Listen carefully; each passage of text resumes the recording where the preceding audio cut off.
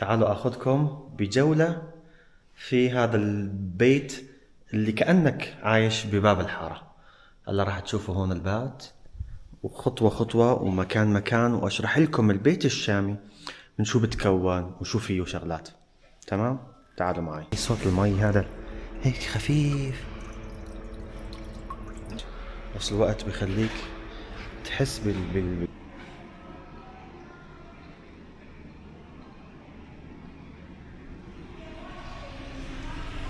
أول شي البيت الشامي بيتكون من أرض الديار، وعندكم بأرض الديار لازم تلاقوا شو؟ البحرة.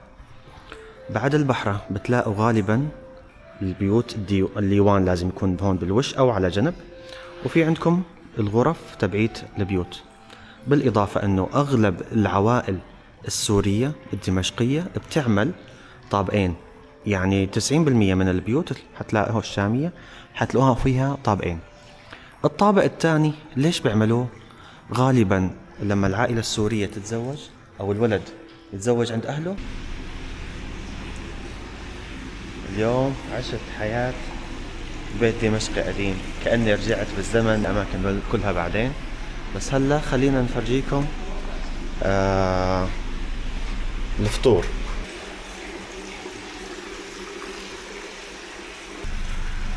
في ناس بدها جانرك، وهديك كمان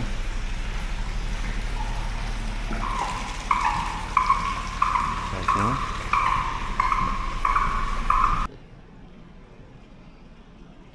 كمان الفندق عندهم بيأجروا الباحات والساحات. خلاص بنروح على هذيك. الباحات والساحات هاي اللي تحت لها مثلا حفلة عرس، حفلة خطبة، أعياد ميلاد، كتير عم بيتم تأجيرها واستخدامها بهالطريقة هاي من مئات وآلاف السنين، ومن دون أي مشاكل أو أي طائفية أو أي شيء. وهداك كمان شجر جارينك ولا جانرك خاصة. هلا شوي ثاني نحن يعني من كم يوم فضيناها من النارنج، يعني من النارنج. عم نلاقي فترة هذا الشهر لازم نظبطها. وهي مثلا هون مسمينه مدحت باشا، صح،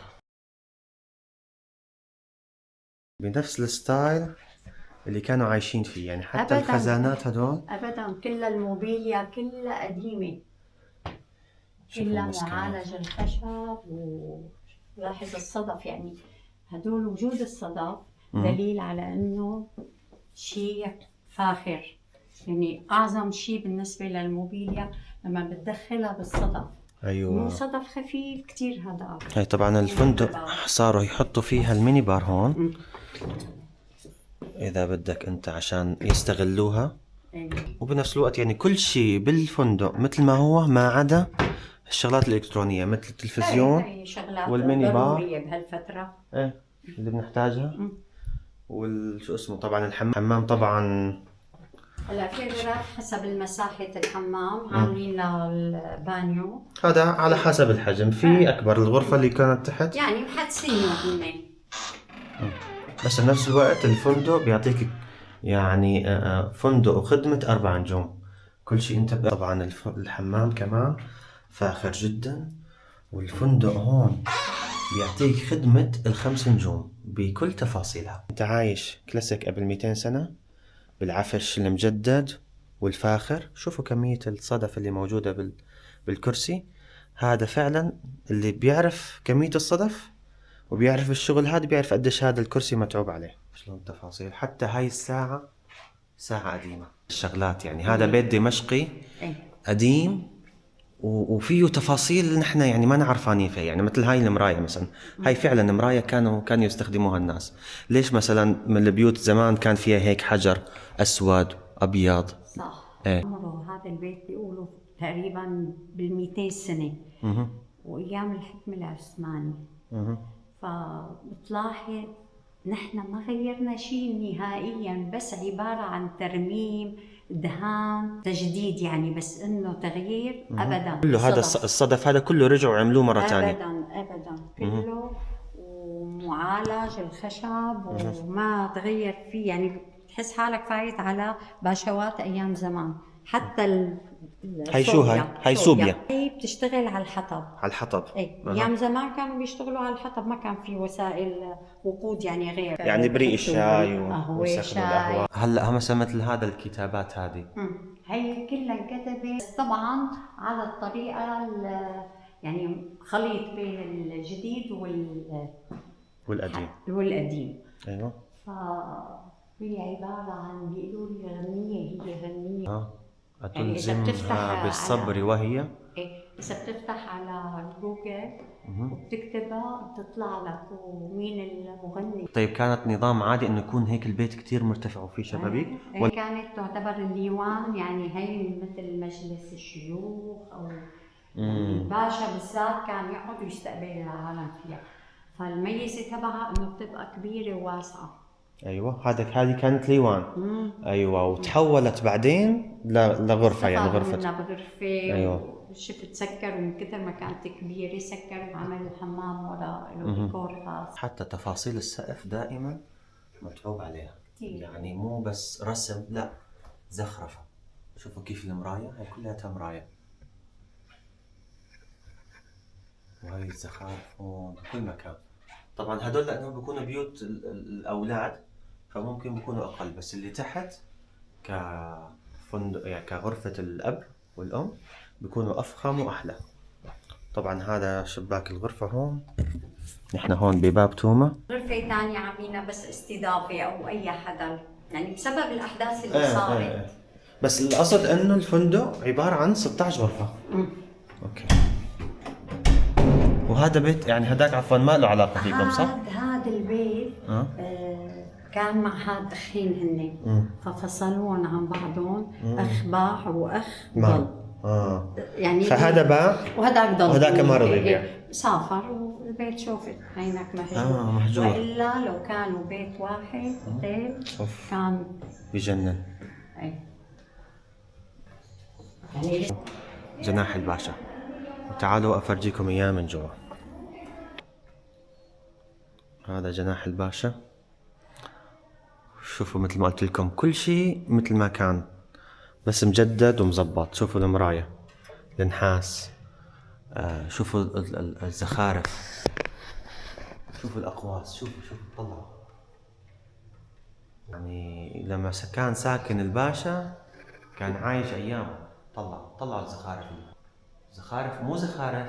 وحتى الشبابيك اللي فوق يعني بتعطيك شعور انك انت الوالي انت الباشا. شوفوا هاي كمان تفاصيل، التحديثات يعني اللي لازم تكون موجودة هون وهون. شوف شلون متعوب على المكان، التفاصيل. شوفوا هاي، شوفوا كمية الصدف اللي فيه. تعرفوا شفتوا الفسيفساء هذه مو شيء هيك عادي، هذا شيء قمة في الفخامة. طبعا هذا كله بتسكر في برادي بتسكرها انت، بس انا فاتحها عشان اشوف الجو من وهون نفس الشيء. البروكار هذا من معروف القماش السوري. هذا شو اسمه؟ هذا مخمل. هذا مخمل. هذا بروكار اسمه. وهذا الدانتيل كمان يدوي كله معمول يدوي. شغل نساء يعني كمان قدما. هي نفسها من زمان؟ مو هي اللي تريا شارينهم كمان اثريات من محلات اللي بيبيعوا تحف. كلها من عندهم جايبينها، ويعني بالاسعار الهاي مرتفعه بشكل. تلاحظ والحفر اللي على الخشب.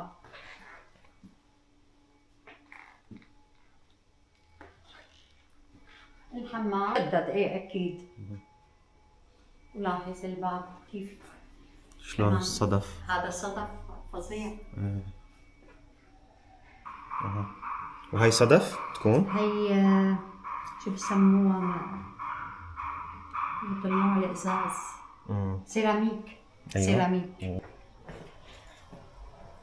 تفاصيل يعني حتى البيت معمول بتفاصيل انه مثلا محفور بحيث انه ينحط هون شيء شغله او زينه او شيء. يعني مستغلين كل طاقه هيك ما تكون فاضيه. كمان هذا اللي عمره هذا عمره. شو فينا نشوف؟ الطاولات مفتوح بيحب يحط عليها شرشف ليه؟ عشان ما يضيع الزخرفة تبعها. ما تتأحوط وما تدرس. ايه نحن بنخاف عليها تتأحوط بس لا مصرين نحن مشان كموديل البرداية. كمان بروكا. قديش كانوا عايشين بفخامة بأيامهم وبيهتموا بدق التفاصيل. هم ما كان بيسكنهم هدول البيوت يعني. باشوات، سفراء.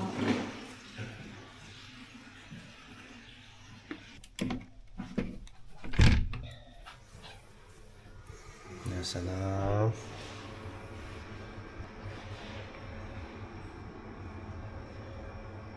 وهذا إذا شايفينه لتحت بالزاوية هذا بير مي. والورد كل مكان هون. الشجر لازم البيت السوري يكون فيه شجر والسقف كله انتو سويتوه. ايه هذا اجباري. بس هو اصلا البيت الدمشقي مفتوح سقف مفتوح. بس هذا عشان تحمي من الهواء والبرد والمطر. هذا كله حديث يعني. حديث ايه. افضل شو اسمه. وهون بيت المونة في جيم حولتوه كجيم. ايه. شوف شلون التفاصيل الحجر. انه يبقى بطريقه عملوا عزل للحيطان. دهنوا مشان ما يصير يهر. ما بعرف يحطوا ماده عازله مثل دهان شفاف. هلا يعني عم يستخدموا التكنولوجيا بحيث انه يحافظوا على الاساسيات. ايوه. نشوف هون في حمام كمان. هذا حمام للجيم. بيعملوا رياضه بيعرقوا بفوتوا بيعملوا دوش. جوا كان عندنا ساونا. كان في ساونا هون وفي بركه كبيره جاكوزي. برودة. هون لانه تحول لفندق فحولوه لجيم وجاكوزي اعتقد هون فيه. اثاره وتفاصيله لساتها مثل ما هي. مبين الاماكن اللي هي بتخلي كانوا يخزنوا فيها مثل هيك. مكان ما بيجوا الضيوف يعني اهل الحارة بقعدوا هون. وهي كمان الغرف هذه وبعض الاماكن مسمينهم البشوات. رضا باشا الركابي. ال يعني مثل ما كان ايام زمان بس رجعوا زبطوه. الله طلع الجرة هاي قديش عمرها هاي. تخيل قديش عمرها. والجروبات السياحية كانت تيجي. كانت الجروبات السياحية كانت تيجي على المكان تحط أغراضها وشناتيها بنص الساحة عند البحر من كتر ما في مكان. يستنوا هدلاك يطلعوا اللي قبلهم عشان هم يدخلوا. يعني كان على قولتهم الفندق فل يعني لا تعوض.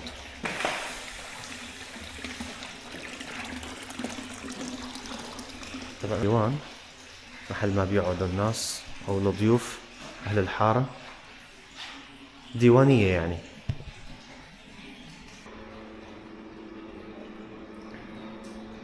طلالة وعاملة إضاءة حلوة. لا ثري ما أحلاها. يعني قديش كانوا هم عايشين بعز بأيام زمان. تخيلوا إنه هذا المكان محفور اوريدي ومعمول له الديزاين مع الحجر أو يحطوا فيه البرواز أو يحطوا فيه الفازة. فمتعوب عليه لدرجة. طاولات يجددوا يعملوا ديكورات. بس انه على المساحة. هي الشيء اللي عم يفكروا يعملوها هون. هيك هي الباحة الثالثة محل ما افترض. أيوة. طلع الدراج بتطلع هون كوريدور وغرف. كمان يعني إذا بدي هو يعني سطح واحد. صح؟ يعني لو طلعت من هذيك الجهة كمان راح أوصل لهون. مثلا البيت بتلاقيه مثل هذا البيت. هي الشبابيك ولا شو لجوا ولا لبرا هيك؟ لا لبرا على شبابيك الغرف قصدك. للحارة. ايه للحارة الثانية. وبنفس الوقت في شبابيك لجوا. ايه. كلياته عبارة عن شغلات خفيفة ولكن بتحسسك بالعمق السوري والدمشقي. نبلش معاكم بالمقدوس، مسبحة اللي هي بتكون حب، والحمص اللي هو ناعم. طبعا هذه اختلاف ثقافات حيضل الناس يحكوا فيها، حتى وانا عم بحكي لكم بالفيديو الناس ما حيقول لك لا العكس. بالاضافة للجبنة الشلل. الجبنة الشلل يعني اسم علم، يعني شو احكي لكم، الجبنة الشلل هذه عالم اخر، شو ما احكي لكم لازم تكون بالبيت السوري. بالاضافة للزيتون والزعتر بانواعه، الزعتر الاخضر والزعتر الدقة الاحمر. هلا شو بنساوي؟ بنشغل شوية فيروز على الصبح وبنفطر. جاهزين؟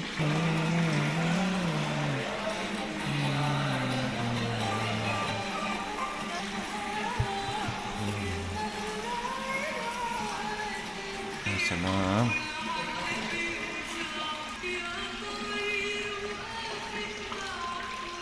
زيتون. اوه.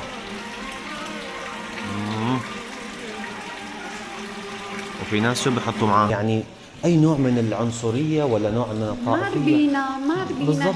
ما ربينا ما يعني بنعرف لا. هي فترة بس يعني قصيرة زرعوا استغلوها. بعقول الناس مثل عنا قبل. عنا تفاؤل، عنا ان تفاؤل. شاء الله، ان شاء الله انه يكون هيك. البيت الدمشقي ما هو غرفة وباحة ونافورة. البيت الدمشقي بيت بيجمع العيلة وبيحفظ ذكرياتهم وتفاصيل حياتهم. يمكن البيوت والمدن تغيرت، بس في أماكن بتقدر ترجعك للزمن مرة تانية بمجرد ما تدخل من بابها. وهذا بالضبط سحر البيت الدمشقي. أشوفكم برحلة جديدة وقصة جديدة من مكان جديد.